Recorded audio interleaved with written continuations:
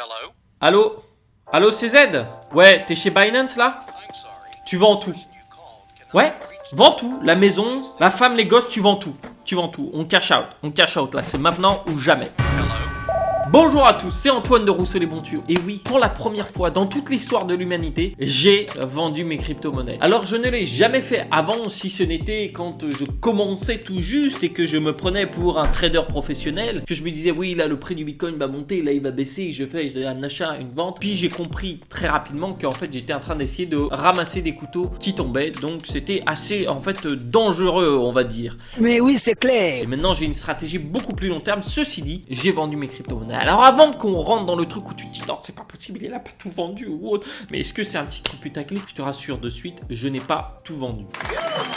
Ceci dit, j'ai quand même empoché une belle somme qui pourrait, changer la vie de certaines personnes, on va dire. Sans plus attendre, en gros, 44 000 dollars. 44 000 dollars. Donc, si on met en euros, écoute, ça nous fait à peu près quelque chose comme du 36 000 euros, 36 500 euros. Alors, pourquoi j'ai vendu? Qu'est-ce qui s'est passé? Et surtout, je pense qu'il va être intéressant, c'est comment j'ai gagné cet argent. Alors déjà, je préfère être totalement honnête avec toi. À la base, cet argent, je l'ai gagné grâce à une erreur. En fait, qu'est-ce qui s'est passé? J'étais en train de regarder un projet dans lequel je voulais investir, dont j'ai parlé dans un précédent live et qu'on va voir après. Et donc, je me suis dit, j'ai pas envie de vendre telle ou telle crypto. Je vais regarder si j'ai pas des cryptos un petit peu qui traînent sur un compte. Parce que c'est quelque chose qui arrive. Dans le milieu des crypto-monnaies, quand tu commences à avoir des comptes un peu partout, tu oublies que tu avais un compte et dessus, tu as peut-être un peu d'argent et tu avais totalement oublié son existence. Et donc, je cherche un petit peu dans mes anciens comptes, qu'est-ce que j'ai? Et là, je tombe sur quelque chose qui m'a vraiment coupé le souffle. Parce que juste avant de regarder ce que j'avais sur ce compte, j'ai regardé l'actualité. Et j'ai regardé l'actualité d'une crypto-monnaie qui est le BitTorrent. Et on voyait partout que le BitTorrent avait fait x10 en un rien de temps. Tu vois, là c'est la montée, c'est vers la lune, quoi. Et je me rends compte que dans ce compte, j'ai la crypto-monnaie BitTorrent. Sauf que c'est pas une crypto-monnaie que j'apprécie spécialement. Et du coup, je me dis, mais pourquoi j'ai du BitTorrent là-dedans? Qu'est-ce qui s'est passé? Je ne comprends pas. Alors, j'ai continué à chercher et en fait, je me suis rappelé que j'avais mis en place un bot sur ce compte, qui était pour moi un compte un peu de test et autres, et j'avais mis un bot dont je parle dans Crypto Domination, et j'avais mis environ 5 000 euros, ce qui fait à l'époque, tu vois, ici on est en octobre 2020, ça fait environ 5 500 dollars. Donc j'avais mis ça là-dessus, et ce bot fonctionnait avec de l'intelligence artificielle, c'est-à-dire que chaque semaine, il analysait toutes les crypto-monnaies et quel était leur potentiel d'évolution sur les 7 prochains jours grâce à l'intelligence artificielle. Puis il faisait le rendu et du coup il l'achetait et il vendait dessus. Ce bot a bien marché pendant un moment, on voit même en janvier et autres, il fonctionnait bien, mais sauf que au fur et à mesure des tests, on s'est rendu compte avec toutes les personnes qui sont dans Crypto Domination et qui ont échangé sur le groupe privé qu'il avait du mal à être de nouveau rentable et il avait du mal à saisir les nouvelles opportunités. Du coup, ce que j'ai choisi, c'est de couper le bot, d'arrêter. Et là, normalement, ce qui devait se passer, c'est que j'allais, reallouer ce portefeuille sur d'autres choses. Mais mon excès de fainéantise a fait que j'ai oublié ces crypto-monnaies. J'ai oublié ces crypto-monnaies et quand je vais te montrer ce qu'il y avait dans ce portefeuille, tu vas voir que c'est très intéressant. Donc là, j'ai fait un extrait de tous mes trades sur Binance dernièrement. Et tu vas voir d'ailleurs comment fonctionnait le bot puisque je n'avais vraiment rien à faire. Je vais te montrer ça. On voit là par exemple le 16. Le 16 il fait des achats et il fait des ventes. Ok. Le 16. Ok. Le 16. On a le 20. On a le 24. On va avoir comme ça en fait toutes les semaines normalement. Tu vois, du 27, le 26. Et tu regardes bien, en fait, moi, j'ai rien à faire là-dessus. Du 21 au 28, il y a eu les achats et les ventes qui se sont faites. Mais maintenant, ce qu'on va regarder, c'est qu'est-ce qui s'est passé sur le dernier achat. Parce qu'en fait, c'est ça qui m'a permis de gagner beaucoup là-dessus, ou du moins beaucoup plus que ce que je pensais. Et ce qui m'a permis de retrouver ce compte que je ne comptais même plus dans mon portefeuille, en fait. Alors, les derniers achats, écoute, on va reprendre, voilà, là tu vois, il y a l'arrêt du bot, ici le 2702, et Antoine se reconnecte le 0406, fait wow, qu'est-ce qui s'est passé là-dessus? Et là, c'est la crypto-monnaie que j'ai achetée, donc OST. Alors ça, tu peux regarder sur le précédent live où je parle des tokens NFT, parce que c'est là-dessus que ça va être intéressant. Et là, on voit le BTT. Alors, le BTT, c'est justement la crypto BitTorrent ici. Tu vois que, eh bien, je l'ai vendu le 6. Attends, je vais te remontrer ça quand même. Tac, pardon. Hop. Donc, on peut voir que le BitTorrent, je l'ai vendu le 6. 0406. 0406, si je regarde ici, eh bien, je suis quand même dans le plus haut, quoi. Hein. J'ai fait quelque chose qui était top. Parce que si je regarde le précédent achat de BTT, alors pourquoi on voit beaucoup d'ordres? Si tu te poses la question, c'est parce que ça sont des ordres en général qui ont été placés aux valeurs marché. Donc, c'est-à-dire que en fonction de comment fonctionne Binance, justement, c'est un carnet d'ordre. C'est-à-dire que peut-être une personne veut vendre 10 tokens à 10 centimes, une autre personne veut vendre 36 tokens à 11 centimes. Et si moi, je voulais acheter 30 tokens, ça va prendre les premiers à 10 centimes et ensuite une partie de ceux à 11 centimes. Alors, c'est parti. On va regarder sur le BTT quand est-ce qu'on l'a acheté. Eh bien, nous l'avons ici, en fait. Hein. Nous l'avons ici. Nous avons une partie là qui est en buy. Alors, je pense qu'il va y avoir plusieurs ordres. J'essaye de trouver une transaction qui est assez conséquente.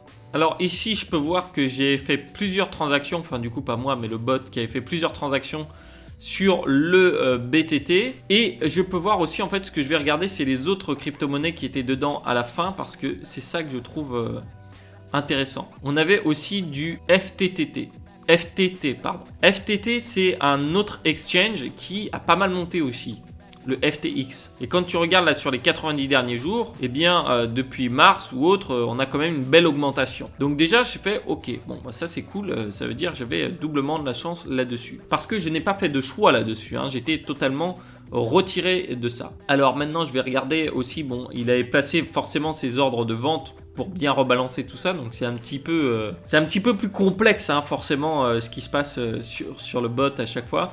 On avait du Matic aussi. Alors Matic, c'est pareil. Matic a connu une belle croissance grâce à la DeFi, Polygon Matic. Et là, si on regarde, tac, tac, tac, sur 90 jours, on a quelque chose qui a eu... ça a eu une belle croissance, mais pas autant que ça quand même, hein. Pas autant que ça. Donc c'est pas celui-là non plus qui m'a rendu riche, mais il y en a un autre, je crois, voilà, Alors Uniswap, c'est le principal exchange de la DeFi, maintenant qui est dans le top 9, donc lui, c'est pareil, il a sans doute eu une belle croissance, si tu regardes, il y a quelque chose d'intéressant quand même, il est monté dans ces $30, $35, mais c'est majoritairement le BitTorrent qui m'a permis en fait de faire un x10 quasiment ou quelque chose comme ça là-dessus. Maintenant qu'on a vu comment j'ai gagné ce fameux argent, nous allons voir comment je vais le dépenser. Alors juste avant ça, je voudrais quand même faire une parenthèse qui montre bien et qui illustre bien que l'investissement, et particulièrement dans les crypto-monnaies, si tu investis et que c'est en plus dans des projets qui sont intéressants, tu as juste à mettre ton argent dans une pièce, tu fermes la porte et tu reviens quelques mois ou quelques années plus tard pour ouvrir la porte. Et là, tu vois que ton argent s'est démultiplié. Et il faut vraiment penser comme ça et réussir à se détacher du coup de tout ce monde qui veut te faire suivre tout le temps l'actualité des crypto-monnaies pour te dire non, il faut acheter, il faut vendre, il faut faire ci, il faut faire ça. Le seul que tu enrichis dedans, eh bien, c'est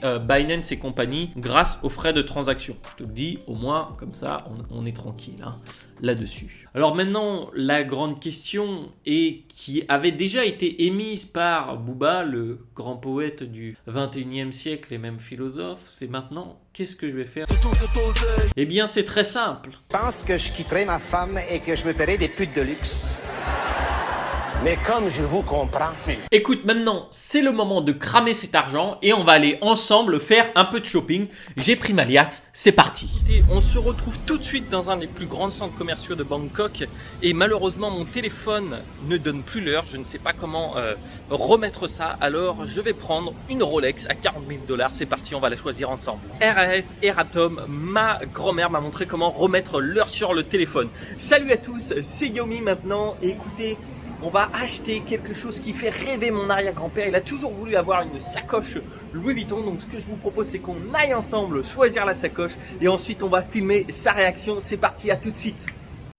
Bon, trêve de plaisanterie, faisons quand même quelque chose d'un petit peu plus sérieux avec cet argent et je pense qu'on va pouvoir faire quelque chose qui, eh bien, va permettre d'améliorer mon quotidien et peut-être le tien un tout petit peu en partie. Alors, qu'est-ce que je vais faire maintenant avec ces fameux 43 000 $? Oui, nous allons compter en dollars parce que ça sera plus simple étant donné qu'il y a des dépenses qui seront faites dans d'autres devises et autres et aussi parce que 43 000 $, ça fait plus que 36 000 € dans la tête. Donc, voilà pourquoi. Alors, la première chose que je vais faire, c'est quelque chose que j'attendais énormément et qui va me changer, je pense, un petit peu la vie et peut-être pour toi aussi en toute petite partie. C'est que je vais me prendre un bureau. D'ailleurs, je signe le contrat aujourd'hui. Alors, c'est quelque chose que j'attendais, que je me suis toujours dit, peut-être que j'aimerais pas, parce que tu sais bien, normalement, j'aime bien changer de pays à chaque fois.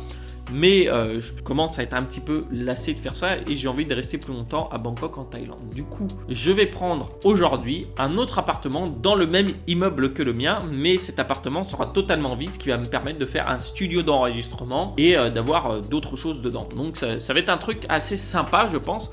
On verra. Là, j'ai pris pour 6 mois du coup et je verrai si à la fin des 6 mois, je continue de faire ça ou pas. Deuxième chose qui va avec, c'est recruter un vidéographeur, c'est-à-dire quelqu'un qui va pouvoir faire des vidéos pour moi, donc prendre la caméra, filmer et autres, donc peut-être faire plus de mise en scène, plus d'autres choses, et aussi ce qui va me servir, parce que peut-être que tu l'avais vu dans un précédent live, mais je fais aussi maintenant ce qu'on appelle stand-up comedy, enfin bref, je raconte des blagues sur scène, hein, pas que sur YouTube, et donc du coup d'avoir quelqu'un pour filmer et autres, ça peut être intéressant.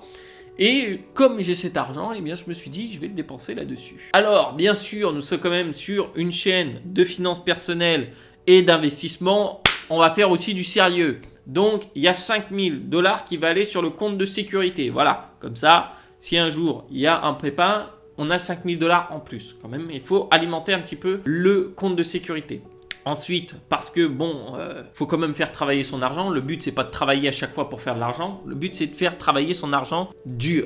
Alors, il y a déjà 8 000 $ qui ont été réinvestis. Ça, tu peux le voir sur Binance, puisque j'ai déjà dans d'autres crypto-monnaies, donc par exemple OST, donc je ne vais pas parler maintenant puisque j'en ai parlé dans un live.